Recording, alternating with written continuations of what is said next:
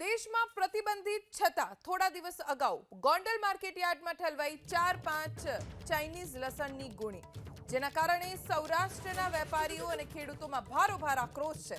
રાજકોટ યાર્ડના વેપારી એસોસિએશને ગોંડલમાં મળી આવેલા લસણના મોટા કન્ટેનર ચીનથી ઠલવાઈ ગયા હોય તે પૈકીનું હોવાની શક્યતા વ્યક્ત કરી અને સરકારને આ અંગે તપાસ કરી આયાત અટકાવે તેવી માંગ કરી. આજે રાજકોટ સહિત ગોંડલ અને જેતપુર માર્કેટ યાર્ડમાં લસણની હરાજી બંધ રાખીને વિરોધ કરવાનું એલાન કરવામાં આવ્યું છે. રાજકોટ અને ગોંડલ માર્કેટ યાર્ડના કમિશન એજન્ટ એસોસિએશનના જણાવ્યા મુજબ ચીનનું લસણ મોટા કદનું હોય છે, તેનો સ્વાદ અને ગુણવત્તા નબળી હોય છે, તેથી ભારતના લસણની વિશ્વભરમાં માંગ રહે છે. ચીનથી વાયા અફઘાનિસ્તાનથી ભારત આવતા આ લસણ ડમ્પ કરાયાની આશંકા છે. સરકારી પ્રશાસન જાગે તે માટે આજે સૌરાષ્ટ્રના વેપારીઓ યાર્ડમાં લસણની હરાજી સંપૂર્ણપણે બંધ રાખીને વિરોધ કરશે, તેમજ દેશના અન્ય લસણ પકવતા યાર્ડમાં પણ વિરોધ દર્શાવાશે. ચાલુ વર્ષે 9 ઓગસ્ટ સુધી લસણના ભાવ 2500 થી 3400 રૂપિયા મળતા હતા. વધુ જાણકારી અમારા સંવાદદાતા પરાક્રમસિંહ જાડેજા પાસેથી પ્રાપ્ત કરીશું. પરાક્રમ, આજે યાર્ડ સદંતર બંધ રહેવાનું છે, લસણની હરાજી બંધ રાખવાનો નિર્ણય લેવામાં આવ્યો છે. હવે શું માંગ છે ખેડૂતોની, વેપારીઓની, કેમ કે આ ચાઇનીઝ લસણ એ કેવી રીતે ખેડૂતોને કે નાગરિકોને નુકસાન કરી શકે છે? ચોક્કસ અત્યાર સુધીમાં ચાઇનીઝ તમામ પ્રકારનો જે માલ છે તેને વેપારીઓ અને ઉત્પાદકોને બરબાદ કર્યા. હવે ખેડૂતોને ચાઇના બરબાદ કરવા માટે પહોંચે તે પહેલા જ વેપારીઓ અને ખેડૂતો વિરોધ કરી રહ્યા છે. ને આજે હરરાજી સૌરાષ્ટ્રભરના જે ખેડૂતો, વેપારીઓ, કમિશન એજન્ટો છે તેમના દ્વારા આજે હરરાજી બંધ રાખવામાં આવી છે.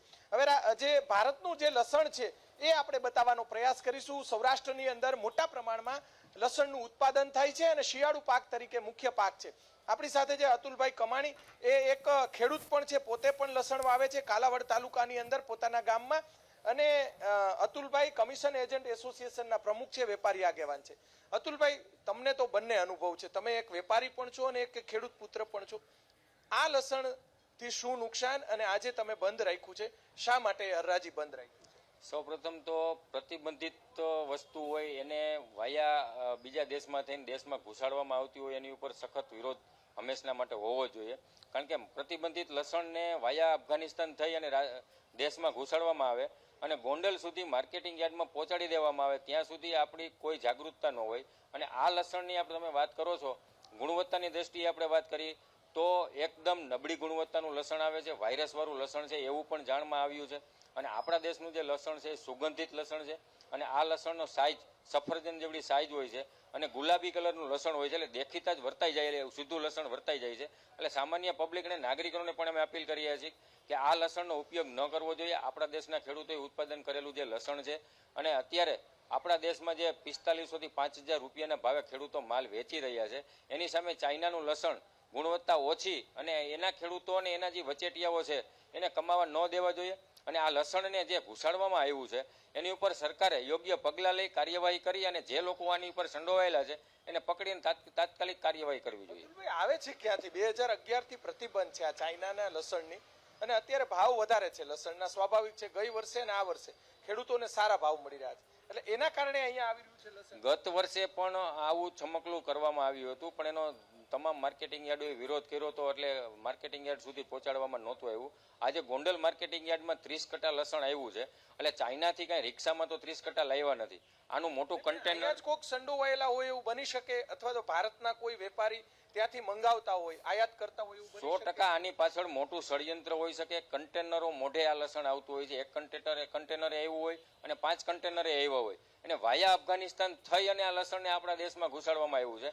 એટલે ધીમે ધીમે છૂટક આપણા દેશમાં વેચી અને યોગ્ય વળતર મેળવવા માટે અને એને આમદાની વધારે મળે એના માટે થઈને આખો કારસો ગોઠવવામાં આવ્યો છે. અને આપણા દેશના જે લોકલ ખેડૂતો છે એને જે અત્યારે પોષણક્ષમ ભાવ મળે છે એ ભાવ ન મળે એના માટે થઈ અને આ પ્રયાસ કરવામાં આવ્યો છે. ચોક્કસ ખેડૂત આપણી સાથે છે, આપણે એમની સાથે વાત કરવાનો પ્રયાસ કરીશું. ભાઈ, તમે ખેડૂત છો, શું અસર થાય ચાઇનાનું લસણ આવે એટલે? આપણે જે આ ગુજરાતનું લસણ રહ્યું ને, ગુજરાત, એ લસણ આપણે ખાવા માટે બહુ સારું આવે અને ચાઇનાનું લસણ મોરું આવે, બધાને કેવું એવું છે. ખેડૂતોને શું અસર થાય? ભાવ મળે? ખેડૂતને આ 2 વર્ષથી આ ભાવ મળે છે, એટલે ચાઇનાનું ઘૂસવા માંડે તો ભાવ ન મળે એવું? ભાવ ન મળે પૂરો. અતુલભાઈ, તમે શું કહેશો? જે રીતે આપણા જે વેપારીઓની જે સ્થિતિ થઈ અને આપણા જે ઉદ્યોગપતિઓની જે સ્થિતિ થઈ એવું ખેડૂતોનું ન થાય એના માટે હવે સરકારે પણ કડક પગલાં લેવાની જરૂર છે. આપણા દેશમાં જે ઉત્પાદન થાય છે ને એ ક્વોલિટીનું ઉત્પાદન થાય છે અને ચાઇનાથી જે લસણનું ઉત્પાદન થાય છે ને એ ક્વોન્ટિટીમાં થાય છે. એટલે એ લોકો બજારમાં માલ ફેંકે છે. અત્યારે ત્યાંથી એવા સમાચાર પણ મળે છે કે ત્યાંથી જે લસણ અહીં ઇન્ડિયા સુધી પહોંચે છે એ 150 રૂપિયાનો કિલો અહીંયા પહોંચ થાય છે. અને આપણા દેશમાં અત્યારે જે લસણ વેચાય છે એ 300 રૂપિયાનો કિલો વેચાય છે. એટલે ડબલ ભાવ થાય છે. એટલે એ લોકો વચેટિયા અત્યારે આમાં બહુ કમાય છે. એના માટે થઈ અને આ એક ઘુસાડવાનું ષડયંત્ર છે. આ ગત વર્ષે પણ થયું હતું અને આ વર્ષે થાય છે. પણ આ વખતે અમે ચલાવી લેવામાં નહીં આવે, કારણ કે દેશવ્યાપી આજે બંધનું એલાન આપવામાં આવ્યું છે અને સમગ્ર સૌરાષ્ટ્ર અને ગુજરાતના તમામ માર્કેટિંગ યાર્ડોને સમર્થન આપ્યું છે. કારણ કે વધુ પડતું ઉત્પાદન આપણે સૌરાષ્ટ્રને ધ્યાનમાં રાખીને થતું હોય છે અને આપણું લસણ ક્વોલિટીમાં પણ સારું હોય છે. ગોંડલ સુધી પહોંચી ગયું લસણ કઈ રીતે, તમે શું માનો છો? આમ તો જોઈએ તો હવે મારે તો અમુક વસ્તુ ન કહેવાય, પણ આની પાછળ એક સમુદાય આખો એક છે અને એ લસણને અફઘાનિસ્તાનથી આ લોકો મગાવે છે અને ગમીને ગોડાઉનમાં રાખી અને 20-25 ગુણી એવું કરી અને અમુક યાર્ડોમાં મોકલતા હોય છે. પણ પહેલા પ્રયાસમાં જે નિષ્ફળ થયા છે એટલે હવે એ લોકો માર્કેટિંગ યાર્ડ સુધી નહીં પહોંચાડે એવું અમને જોતા લાગી રહ્યું. અહીંયા કદાચ આપણે લસણ અત્યારે એમપી નું પડ્યું છે, સૌરાષ્ટ્રના ગામે ગામનું લસણ પડ્યું છે. હવે અહીંયા આવી જાય તો વેપારીને ખબર પડી જાય? 100% ખબર પડી જાય, કારણ કે અમારે તો આ વર્ષોથી જૂનો ધંધો છે. અમે એમપી નું લસણ હોય, આ લસણ અત્યારે જે આવે છે કયા તાલુકાનું છે ને એ અમે કહી દેતા હોય છીએ. તો આ ચાઇનાનું લસણ આવે એમાં તો 100% અમને ખબર પડી જાય. ચોક્કસ સૌરાષ્ટ્રના વેપારીઓ અને ખેડૂતોની આ જ ખાસિયત છે. ક્યાંય પણ નું લસણ આવે એટલે તાત્કાલિક વેપારીઓ કે ખેડૂત તરત પારખી લેતા હોય છે, કેમ કે વર્ષોથી 30 થી 40 વર્ષોથી અમુક વેપારીઓ આ વ્યવસાય સાથે સંકળાયેલા છે. અત્યારે જે લસણ જે મધ્યપ્રદેશનું આવે છે એ બતાવવાનો પ્રયાસ કરીશું. ખૂબ સારી ક્વોલિટીનું મધ્યપ્રદેશનું લસણ આવે છે, એના કરતાં પણ સારી ક્વોલિટીનું લસણ હવે હું તમને બતાવવાનો પ્રયાસ કરીશ. અહીંયા જે ચોક્કસ સૌરાષ્ટ્રના અલગ અલગ જે ગામડાઓમાંથી આ લસણ છે આપણા સૌરાષ્ટ્રનું છે એ બતાવવાનો પ્રયાસ કરીશું. લસણને લઈને સમગ્ર દેશની અંદર વિરોધ ચાઇનાના લસણનો થઈ રહ્યો છે, ત્યારે આપણા સૌરાષ્ટ્રનું જે લસણ છે, સૌરાષ્ટ્રની જે જમીન છે, સૌરાષ્ટ્રની જે પાણી છે, જેના કારણે આરોગ્યને લઈને આ લસણ ખાવું ખૂબ જ ફાયદાકારક છે અને ચાઇનાનું લસણ છે તે આરોગ્યની દ્રષ્ટિએ ખૂબ જ હાનિકારક છે. આ દ્રશ્યો બતાવશું, ખરેખર લોકોને પણ ખબર પડી જાય, ગૃહિણીઓને પણ ખબર પડી જાય કે સૌરાષ્ટ્રનું લસણ કેવું છે.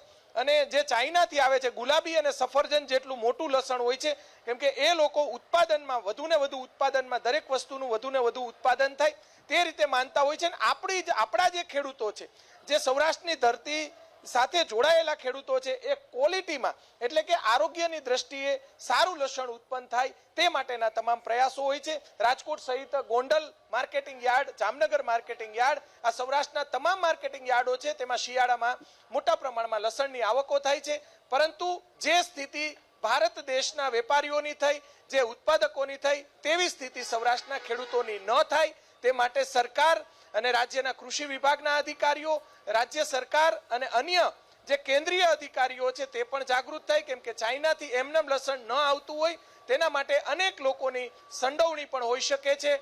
અનેક આયાતખોરો હોય છે જે ઘૂસણખોરી કરતા માલની ઘૂસણખોરી કરાવતા હોય છે, એમની પણ જે આમાં સંડોવણી હોય છે. ત્યારે આગામી દિવસોની અંદર સરકાર દ્વારા આ મામલે કડક કાર્યવાહી સૌરાષ્ટ્ર ગુજરાતના ખેડૂતોના હિતમાં કરે તે માટેના પ્રયાસો કરવામાં આવી રહ્યા છે.